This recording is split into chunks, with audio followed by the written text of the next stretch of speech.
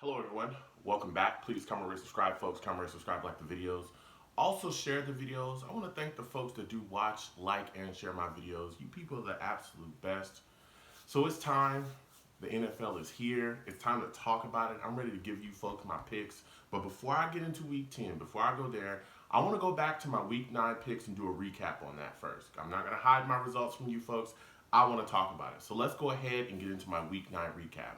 First game I covered from week 9, Bucks at Seahawks. Took the Seahawks in this football game, and I got myself a W. Seahawks beat the Bucks 34-40, man. Shout out to Seahawks fans out there. You guys got yourselves a W. I took the Seahawks, and I got myself a W as well. Next game I covered from week 9, Patriots at Ravens. Took the Ravens in this football game. People called me crazy. People said I was out of my mind. Listen, I got myself another W, all right? Hey, Ravens beat the Patriots 37-20.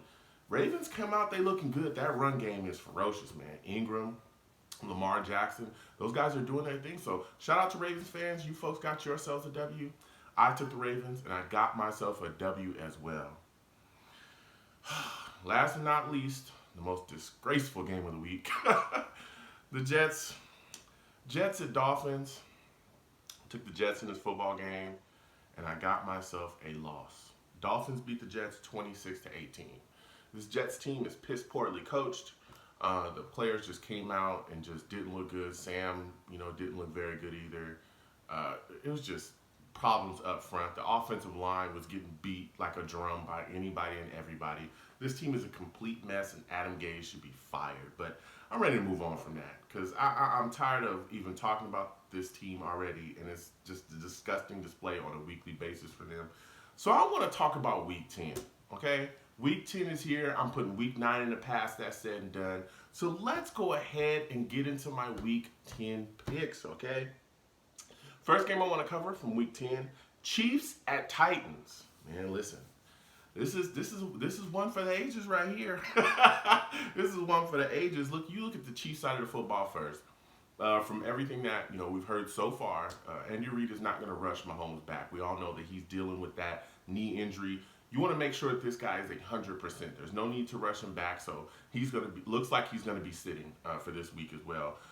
So it's back to Matt Moore, and you're looking at Matt Moore and you're saying, hey, we know you're not some all-world quarterback, but you're a guy that can come in and play. Here's a guy that can throw the ball around. We've already seen Matt Moore in Andy Reid's system. He's going out there and making plays and doing his thing. Wonder if he can continue his success against these Titans. The Titans have a solid front, man. They can get after it. So if Matt Moore can take his shots and pick his spots, I think he'll do solidly. But the other question for me as well, if there's a weakness on this Chiefs team, it's the defense. You're looking at one of their pass rushers, Clark, looks like he's questionable for the game. He might not play if he doesn't.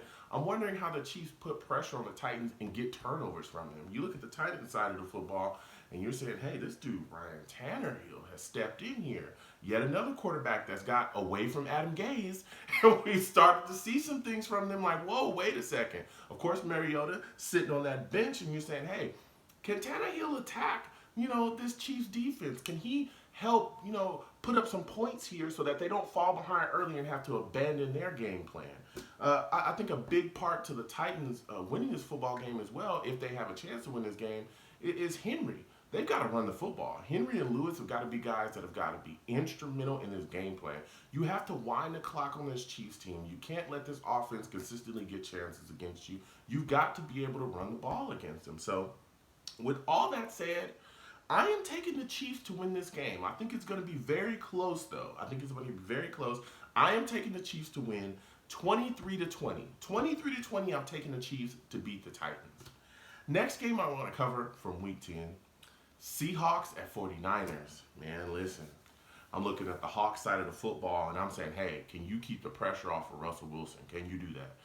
Russell Wilson, this dude is really showing up and showing out this year. He's definitely in the MVP talks. I personally think he might be the MVP of the league. He's playing outstanding, man. He's doing everything. He's throwing from outside the pocket. He's running. He's just being Russell Wilson, man. He's playing phenomenal. But this Niners front with Bosa and the boys can make your day real long if you don't get him blocked up front, man. Bosa's coming, and he's coming with bad intentions. I mean, he's coming, and he's ready to do business. This is a young kid that showed up and been really solid this year so far. So this Seahawks front's got to get the pressure off of Russell Wilson. You're also looking, hey, are they gonna go after Sherman? Sherman's on the other side right now, and one of the reasons why he went there, he said, "Hey, I want to play these Hawks. I want to show them that they messed up not keeping me." So I'm wondering if you're going after Sherman. I'm wondering, is DK Metcalf? Are we going to see more of him, being applied within his offensive game plan as well? This kid is a big wide receiver. A lot of people had question marks on him coming out of the draft. One of the reasons why, some teams may have passed, but man, he's looked pretty good this year as well. And I'm also looking at Josh Gordon. I know he's questionable for this game. If he does play, where is he going to be within the offense? This is a guy that could really have a big impact when healthy.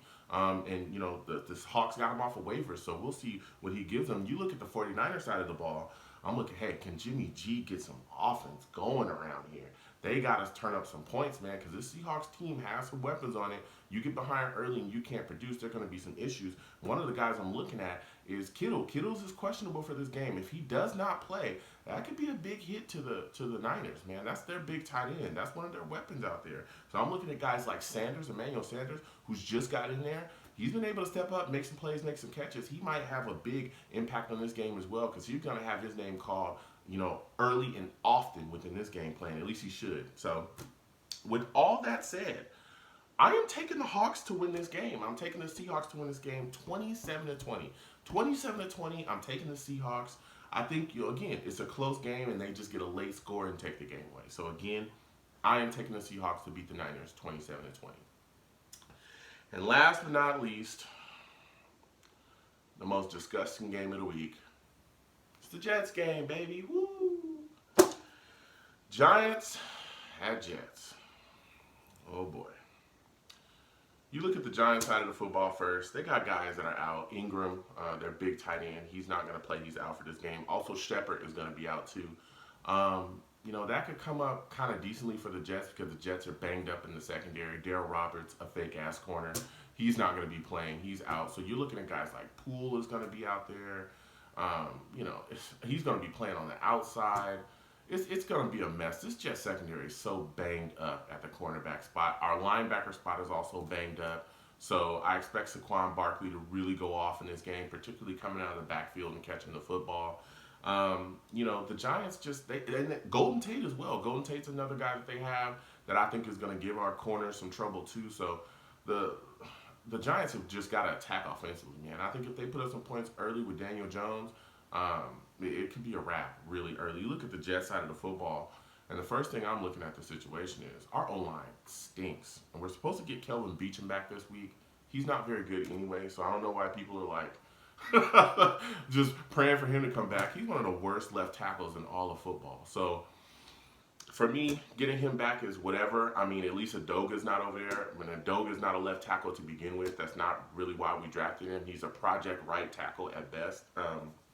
So I'm just hoping that the O-line is able to hold up because I don't want to see Sam Darnold get killed for yet another week and just look dejected and just look crazy after the game because he looks like a dude that's just getting his butt whooped every single week and he's just tired of it. Herndon is supposed to be back for this game as well. So this is going to be his first game for this season, hopefully, if he does play. And I'm looking to see how Adam Gase implements him. Adam Gase has completely misused a lot of offensive weapons that we have here on this team. So maybe he uses Herndon correctly. I hope. Herndon could have a big impact. He could be a big relief valve for Sam. So I'm hoping that, like I said, that he gets implemented in this game, gets some catches, and starts moving the ball. You look at the backfield. Le'Veon Bell, MRI on his knee. He's had 2 MRIs so far this season, that's been publicly announced. It's been his shoulder and it's been his knee. I'm a little worried about Bell. I actually would have sat him in this game just to make sure everything is good with him. But if they're playing him, I don't know how close to 100% he actually is going to be. So I'm looking to see Ty Montgomery and Bilal Powell really get the football in their hands in this game. This shouldn't be all about just running Bell into the ground, especially we're only in week 10 now. So, come on. You got to ease up the load on a little bit on this guy and allow him to heal up because he's really been taking a beating this year for sure. So, with all that said, I am taking the Giants to win this football game 27-3. 27-3. I'm taking the Giants. I think this is another game where we'll come out and we'll look at Adam Gase and we'll go, what are you doing out here, dude? What are you doing? You're getting out coached again.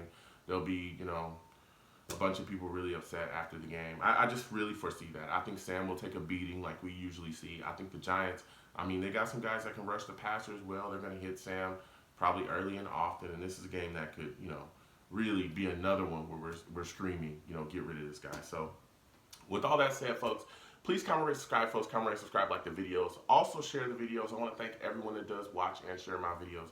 You folks are the best. Football's here. Sit down with your family. Enjoy yourselves. Have your favorite beverage. Eat your favorite food, pizza, nachos, whatever it is. And just enjoy your times with your family, folks. So you folks have a good one. Peace.